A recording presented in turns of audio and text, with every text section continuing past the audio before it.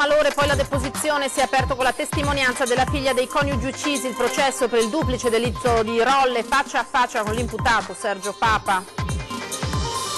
Autonomia, c'è l'intesa sulle risorse, lunedì prossimo nuovo round, pioggia di reazioni, rimangono i dubbi del Sud, per il presidente Zaia quelli arrivati da Roma sono buoni segnali.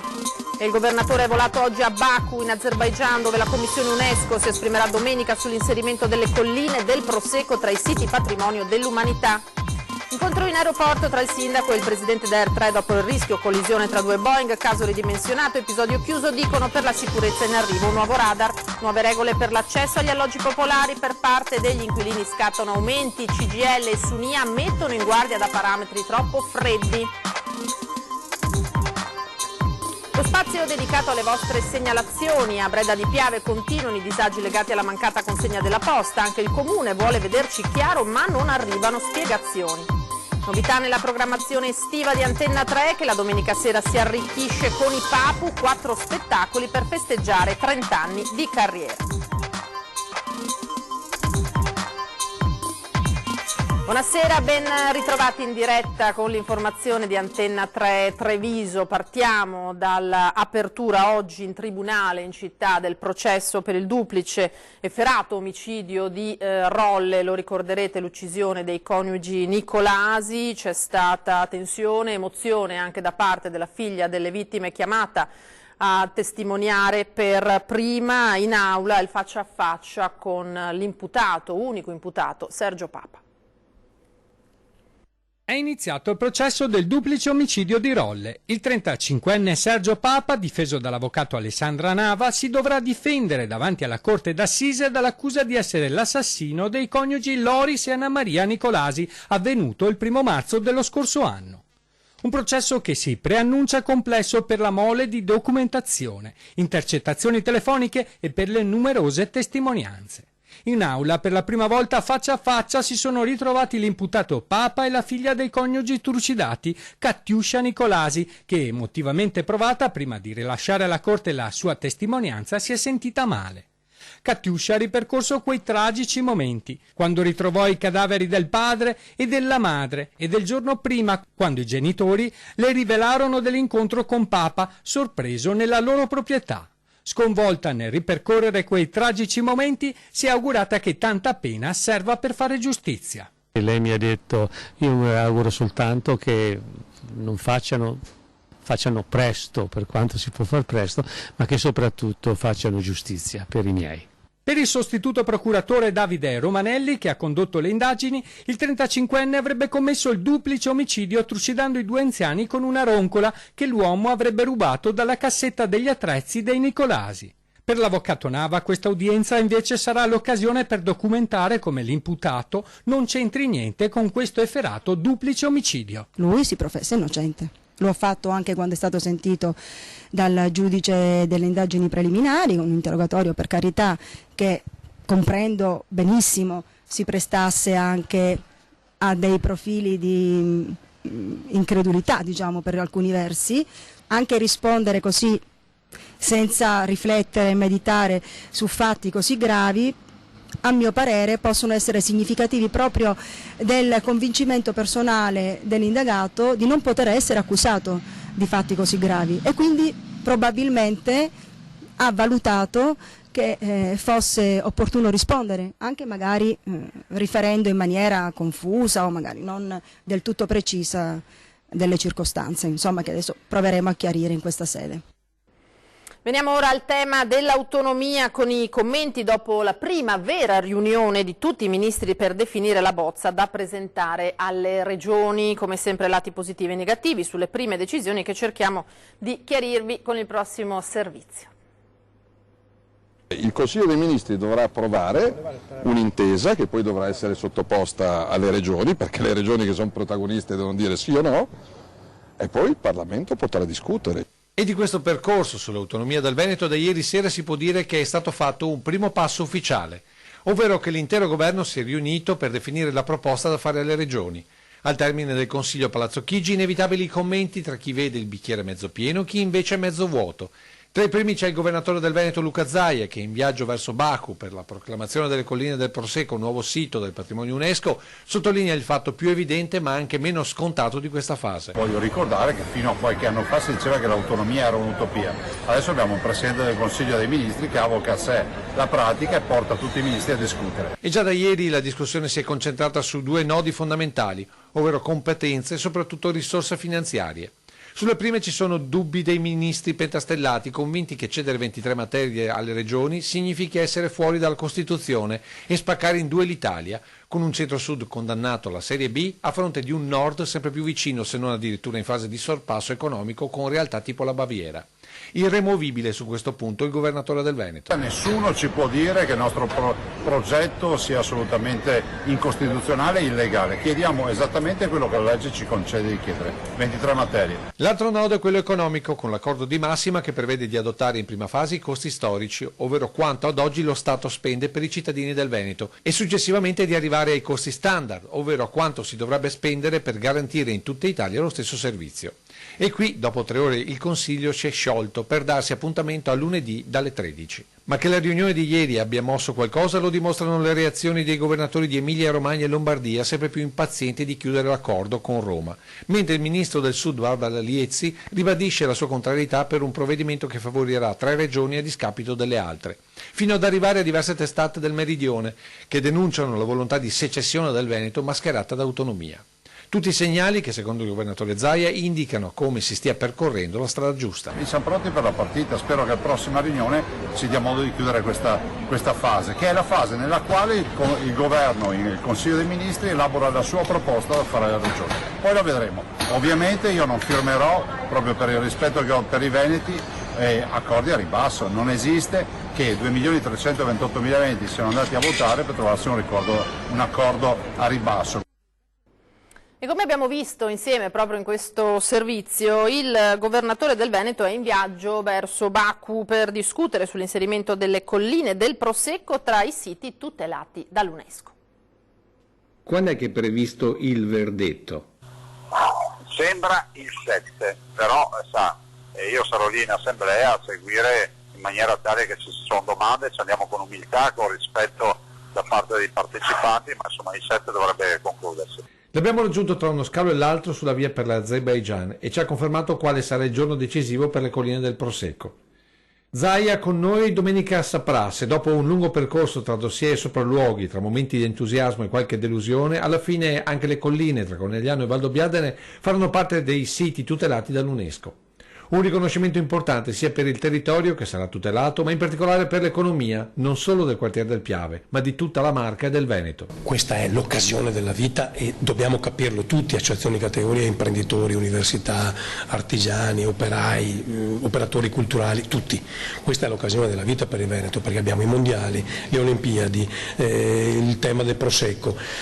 Siamo già la prima regione d'Italia per quanto riguarda il turismo, questo diventa un ulteriore elemento di qualità. Strategica in questo senso l'indicazione della Regione per non creare nuove strutture alberghiere in zona, ma incentivare la ristrutturazione e la riconduzione di casolari finili in una sorta di albergo diffuso. L'occasione, se verrà confermata, è di aumentare il fatturato di un settore, quello turistico, che continua a crescere.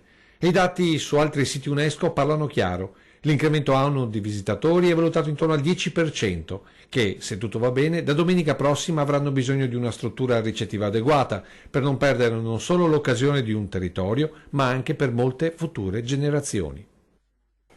Snodo chiave per il turismo nel territorio è naturalmente l'aeroporto di Treviso. Oggi pomeriggio c'è stato l'atteso incontro tra il sindaco di Treviso Mario Conte e il presidente di Air3 Marco Pinzi sulla situazione dello scalo di San Giuseppe in relazione, lo ricorderete, alla sventata collisione tra 2 Boeing Ryanair avvenuta il 7 maggio scorso. Sindaco che ha chiesto spiegazioni ma soprattutto garanzie naturalmente sul fronte della sicurezza, in modo che l'accaduto non debba ripetersi. Da parte di Air3 la descrizione dell'intera procedura di controllo sui decolli, sugli atterraggi, è stato sottolineato come ogni comando venga avallato da 2 addetti, motivo per il quale il via libera al decollo era stato subito bloccato evitando che il velivolo si portasse in pista. Confermata anche l'intenzione da parte di Save di dotare l'aeroporto di un sistema radar ad ulteriore garanzia su decolli e atterraggi su un'unica pista e per questo già definita a media criticità. Cambiamo tema, parliamo delle nuove regole per gli alloggi popolari, scattano aumenti, SPI, CGIL e Sunia hanno fatto il punto mettendo in guardia da parametri che giudicano troppo freddi. 4.560 alloggi ATER, 2.141 di proprietà comunale, è il quadro attuale dell'edilizia popolare nella Marca trevigiana, numeri che il sindacato dei pensionati e degli inquilini della CGIL ripropone alla luce delle nuove regole per l'accesso e l'utilizzo degli alloggi per le emergenze abitative legati al reddito. Norme di cui ATER sta informando via lettera gli inquilini, creando qualche disorientamento, visto che si tratta di comunicare anche aumenti degli affitti. Intanto le persone coinvolte sono all'incirca 6.000 famiglie, quindi tra i 15.000 e le 18.000 persone. Noi stimiamo che all'incirca 1.500 persone subiranno un aumento dell'affitto. Esiste poi, secondo noi, anche un terzo però di persone che subiranno una riduzione del canone, dal momento che appunto l'introduzione dell'ISEE permette di valutare oggettivamente la situazione economica. Non è sbagliato per il sindacato legare assegnazione e permanenza in questi appartamenti all'ISEE. Sì, perché il diritto di accesso deve essere modificato rispetto ai cambiamenti reddituali che intervengono all'interno delle famiglie. Questo per consentire l'accesso alle case popolari a chi effettivamente ha situazioni economiche negative. In caso la situazione poi si migliori e si modifichi per l'inquilino, deve scattare il turnover, ma anche questo a precise condizioni. C'è la necessità di calmierare gli affitti privati, quindi abbassarli per consentire a chi esce dalle case popolari di non avere un salto di affitto enorme, e c'è la necessità poi anche di usare le case popolari in ragione ai nuclei familiari, perché ci troviamo in situazioni in cui c'è una persona in 100 metri. Il punto è che gli indicatori che sono stati stabiliti sono troppo freddi e sono algoritmi che vanno guardati con attenzione. Ai sindaci la CGIL chiede di monitorare attentamente gli effetti della nuova normativa per suggerire eventuali correttivi alla Regione nei 2 anni di prova delle nuove regole, ricordando che dietro ai numeri stanno pur sempre persone, spesso pensionati. Un muratore di 57 anni di Gaiarine è caduto dal tetto di un'abitazione precipitando da un'altezza di circa 10 metri. L'incidente è accaduto questa mattina in un cantiere edile di Bruniera, in provincia di Pordenone. L'uomo è rimasto sempre cosciente, ha riportato politraumi per i quali è stato trasferito d'urgenza in elicottero all'ospedale di Pordenone, ma non sarebbe in pericolo di vita. E c'è stato un incidente invece tra 2 auto nella mattinata di oggi con 3 persone ferite incastrate nei mezzi in via Castellana tra le località di Busta e Posmon. Siamo a Montebelluna, sul posto i vigili del fuoco e il 118 è arrivato sia dagli ospedali di Montebelluna che da Castelfranco. L'elisoccorso da Treviso, la polizia municipale. A scontrarsi, lo vedete, una 500 con a bordo 2 donne e un'altra vettura. Proprio la 500 è finita in un fossato, ad avere la peggio è stata una montebellunese di 52 anni, trasportata in ospedale a Treviso, ma le condizioni di tutte e 3 fortunatamente non destano particolari preoccupazioni. Veniamo allo spazio dedicato alle vostre segnalazioni, perché a Breda di Piave non cessano i disagi per la mancata o ritardata consegna della corrispondenza. Il Comune attende dal canto suo da 2 mesi una spiegazione da Poste Italiane. Breda di Piave e i disservizi legati alla consegna della posta continuano.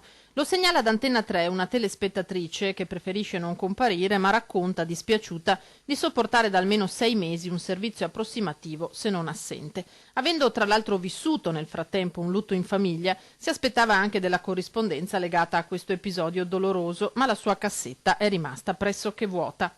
Amarezza che si somma al disservizio, dunque, una situazione ben nota al sindaco Moreno Rossetto. È un problema che conoscevamo, che ci sono stati dei cittadini che ce l'hanno segnalato e abbiamo monitorato il problema un attimino e poi abbiamo scritto alle Poste Italiane. Adesso aspettiamo anche una nota scritta dalle Poste, abbiamo scritto a Padova, abbiamo scritto al centro qua di Lancenigo, adesso vogliamo una risposta. Voi avete scritto quando a Poste? Abbiamo scritto il 15 maggio, abbiamo la data del protocollo del 15 maggio. Con che esito? Non ci è stato ancora recapitato nessuna risposta, questo è l'esito e quindi adesso attendiamo ancora un po' e poi riscriverò, perché io una risposta la voglio. La posta sostanzialmente non viene recapitata o viene consegnata con grande ritardo. Il sindaco si chiede se Poste Italiane sia effettivamente a conoscenza della situazione, che nascerebbe proprio da un problema di organizzazione complessiva del lavoro. Sembrerebbe che non venisse, da quello che ci risulta, recapitata la corrispondenza nei tempi dovuti. Penso sia un problema anche di portalettere che sono cambiati, che magari devono conoscere meglio il territorio, ma non penso sia solamente quello, penso che sia proprio un problema di organizzazione di persone, di personale adeguato a quello che è il servizio. Effettivamente è un problema un po' generale, perché altri sindaci si sono lamentati e so che altri sindaci hanno scritto, e evidentemente, come dicevo prima, non è un problema solamente di cambio di portalettere, forse, perché quello ci può stare, ma è un problema strutturale di personale che adeguatamente formato, di personale nel numero giusto per poter svolgere il servizio. Poi le Poste Italiane, come sappiamo, non è più un ente pubblico, completamente pubblico, è un ente anche lui è governato da un consiglio di amministrazione e da un azionariato anche privato, e quindi dobbiamo capire anche come si sta muovendo, che politiche sta usando nel territorio. Lo dico ad Antenna, dunque lo spazio dedicato a voi, alle vostre segnalazioni di disagi, di servizi, chiamateci, noi interverremo, sms e whatsapp al 351 1755 340, email a redazione @antenna3.it, telefono in segreteria allo 0422 02 30 898. Ora ci fermiamo per qualche istante, torniamo naturalmente tra pochissimo, restate con noi.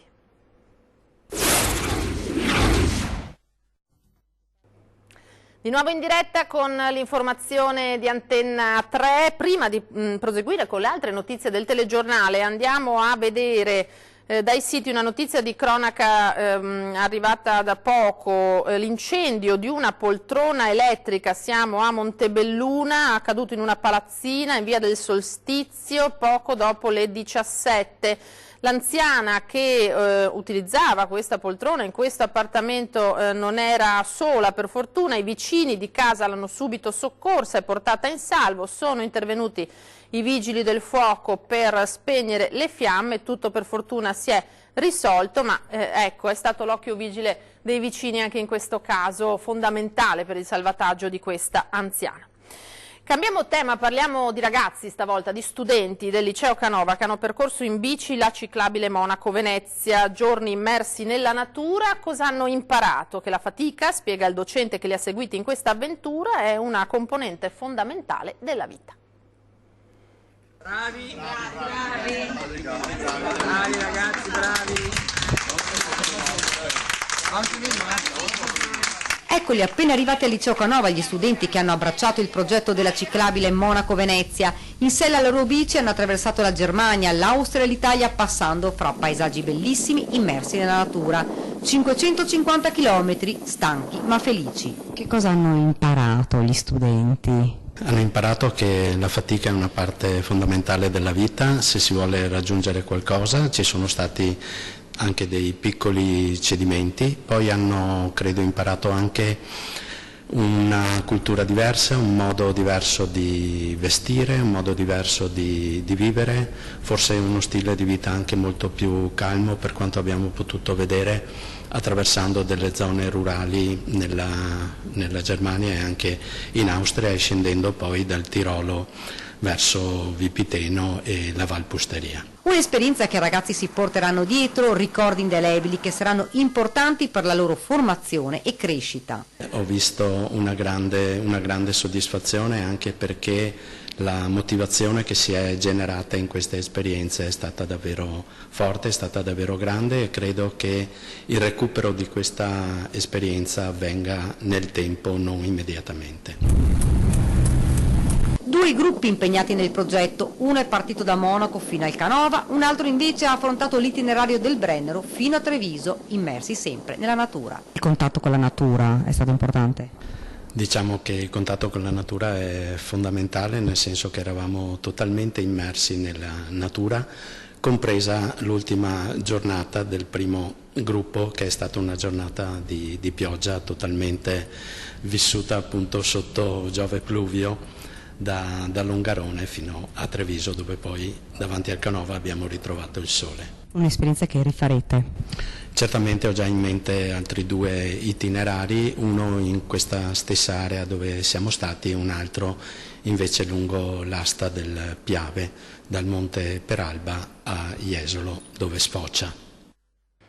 E ora parliamo un po' di noi con la novità nella programmazione estiva che la domenica sera si arricchisce con i Papu, 4 spettacoli per festeggiare 30 anni di carriera nel compito più difficile, quello di far ridere. Questa è geografia, ma c'è la matematica. La matematica ci dice la tabellina 7, 14, 21, 28. Come mai? Sono tutte le domeniche. Le domeniche in cui siete bloccati a casa vostra. Vabbè, non è che vieni a casa nostra. No, neanche noi.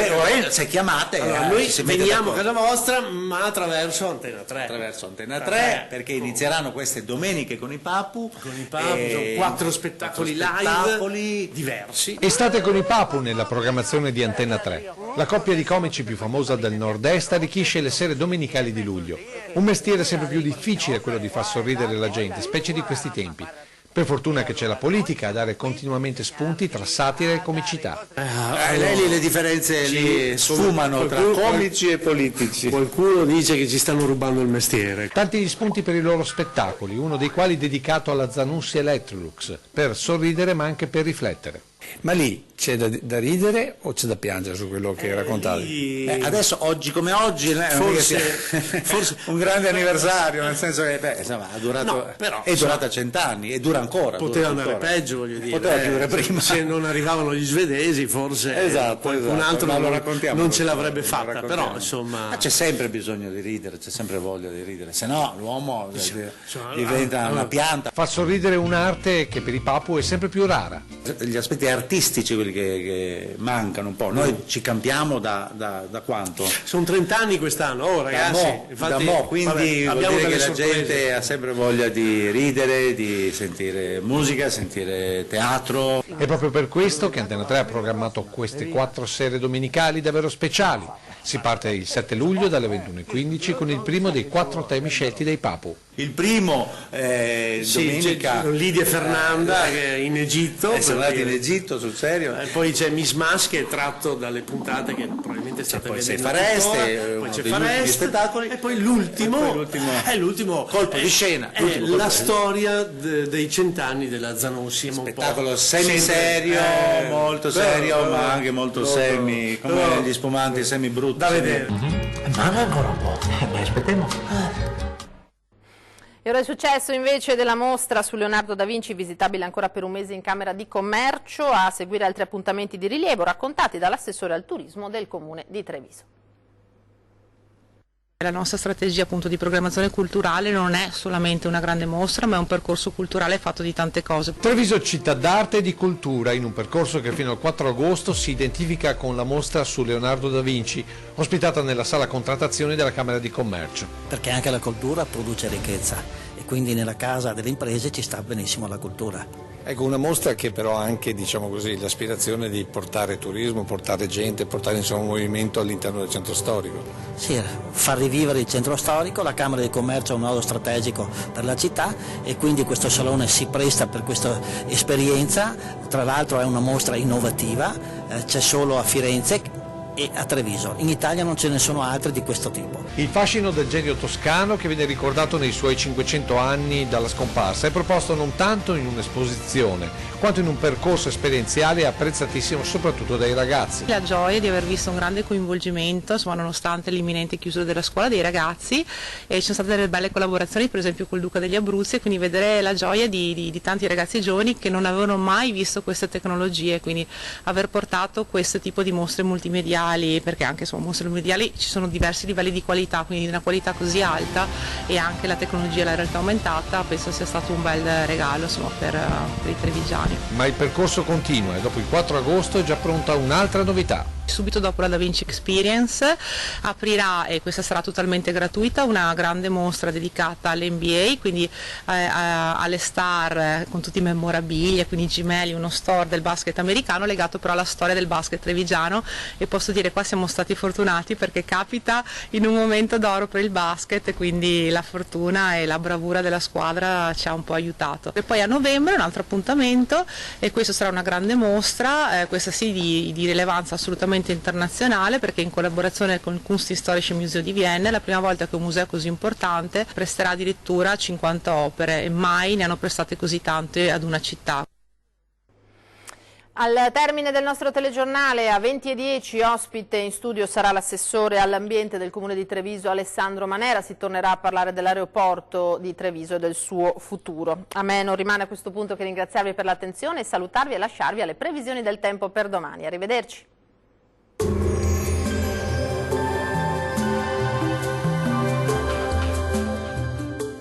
Vacilfrutta, Adriatica, la Valle dei Sapori, Acqua Marina, l'arte del buon gusto. A Vacil di Breda, Treviso. Benvenuti al Meteo. L'anticiclone torna ad essere maggiormente presente sul nostro territorio e quindi la giornata di venerdì 5 luglio sarà senza precipitazioni. Vediamo la situazione nel dettaglio. Sul Veneto ampio soleggiamento ovunque, sarà asciutto e stabile dappertutto e il cielo si presenterà sereno e sgombro da nubi su tutti i settori, come ci mostra la nostra grafica. Non sono attese piogge particolarmente degne di nota. Temperature minime tra 18 e 24 gradi, massime oscillanti invece tra i 29 e i 34 gradi. Bel tempo anche sul Friuli Venezia Giulia, il sole sarà protagonista e il cielo si presenterà del tutto sereno un po' ovunque. Non sono previste piogge anche sulla nostra regione. Temperature minime tra 20 e 24 gradi, massime comprese invece tra 30 e 33 gradi. Ci spostiamo infine sul Trentino Alto Adige, dove avremo condizioni di tempo stabile e asciutto. Su tutta la regione splenderà il sole, il cielo sarà sereno o al massimo con qualche nube a carattere sparso. Temperature minime tra 18 e 19 gradi, massime comprese invece tra i 34 e i 35 gradi. Dal meteo di Antenna 3 per ora è tutto. Arrivederci.